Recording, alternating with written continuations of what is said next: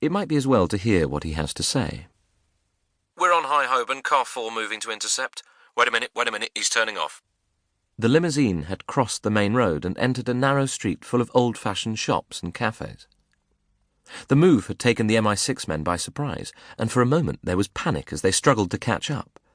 Two of their cars swerved across the traffic to a blast of horns and plunged in after it. They were just in time to see the limousine stop and Zeljan Kirst get out. Car 4, where are you? The voice was suddenly urgent. Where is the target? A pause, then... He's entering the British Museum. It was true. Kirst had passed through the gates and was crossing the open area in front of the famous building which rose up ahead of him, its huge pillars stretching from one side to the other. He was carrying an ebony walking stick that measured out his progress, rapping against the concrete. The MI6 men were already piling out of their cars, but they were too late. Even as they watched from the other side of the gates, Kirst disappeared into the building, and they knew that if they didn't act swiftly, they would lose him for good. There was more than one way out. It was unlikely that the Scorpia man would have travelled all the way to England just to look at an exhibit. He might have gone inside deliberately to shake them off. He's inside the museum. Cars 1, 2 and 3 surround the building. Watch all possible exits. We need immediate backup.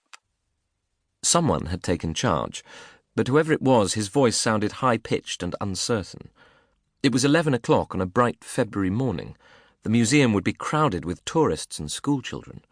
If there was going to be any action, if they were going to arrest Zeljan Kirst, this was the last place they would want to do it. In fact, Kirst was still unaware of his pursuers as he crossed the great court, a gleaming white space with a spectacular glass roof sweeping in a huge curve overhead. He skirted round the gift shops and information booths, making for the first galleries. As he went, he noticed a Japanese couple, tiny and almost identical, taking photographs of each other against a twisting staircase. A bearded student with a backpack was looking at the postcards, pulling them out one at a time, and studying them as if trying to find hidden codes. Tap, tap, tap. The end of the walking stick beat out its rhythm as Kirst continued on his way. He knew exactly where he was going, and would arrive at the precise minute that had been agreed. Zeljan Kirst was a large man with heavy, broad shoulders that formed a straight line on either side of an unnaturally thick neck. He was bald by choice. His head had been shaved, and there was a dark grey shadow beneath the skin. His eyes, a muddy brown, showed little intelligence, and he had the thick lips and small, squashed nose of a wrestler, or perhaps a bouncer at a shady nightclub.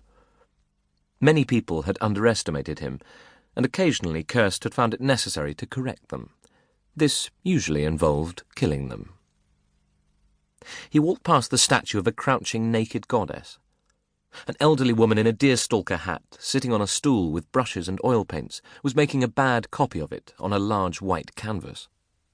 Ahead of him were two stone animals, strangely shaped lions, and to one side an entire temple, more than 2,000 years old, brought from southwest Turkey and reconstructed piece by piece. He barely glanced at them. He didn't like museums, although his house was furnished with rare objects that had been stolen from several of them. But that was the point.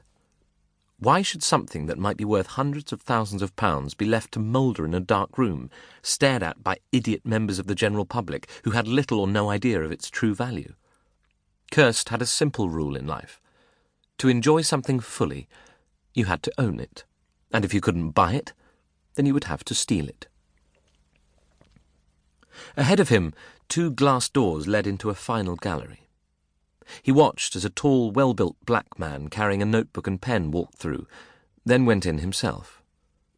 The gallery was huge, stretching out in both directions like an airport runway. Although more than 100 people were there, it wasn't even half full. Everything was grey, the walls, the floor, the very air, but spotlights shining down from a ceiling 5 times higher than the visitors who stood beneath it picked out the treasures that the room contained, and these shone, soft and gold. They ran along both walls, from one end to the other, a series of marble tablets with a crowd of figures that had been brought together to form a single line. They were men and women, ancient Greeks, some sitting, others standing, some talking, some riding on horseback. Some carried musical instruments, others bundled...